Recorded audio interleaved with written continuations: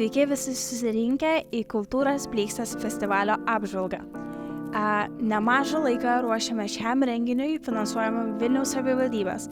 Dabar pasižiūrėkime, kokios dirbtuvės čia vyksta. Eime. Turėjome nemažai registracijų, nemažai dirbome ties dirbtuvėmis ir matydami šį kartą šią dieną susirinkusius tiek daug žmonių, mes tik galim džiaugtis. Galime eiti pasižiūrėti, kai vyksta cenotipija su Severija. Eime.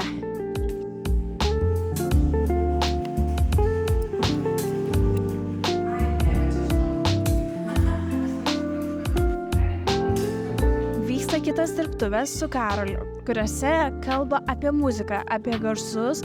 Žinau, kad dirbtuvių dalyviai ką tik ėjo po visas patalpas bei lauką ir įrašinėjo įvairius garsus. Pasižiūrim, ką jos įvykdė.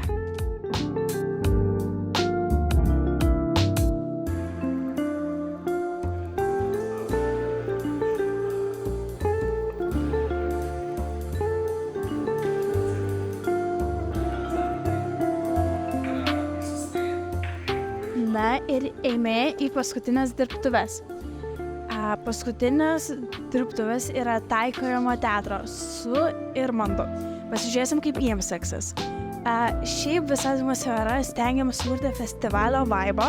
Galite pasižiūrėti, turime čia savo chill erdvę, turime maisto, turime mūsų 2 bendrabutis nuotraukas, bei ten savanorių ar kitų dalyvaujančių dalyvių chill erdvę. Čia turime registracijos staliukę. Štai mano kolegė Aušrinė, kuri padėjo mums įgyvendinti projekto idėjas ir dar kitus renginius. Eime toliau. Let's go.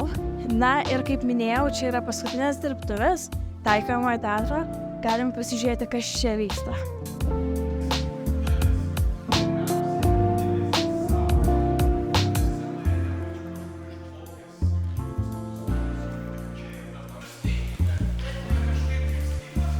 Geros nuotaikos netrūksta, o rytoj susitinkam kitose 3 workshopuose.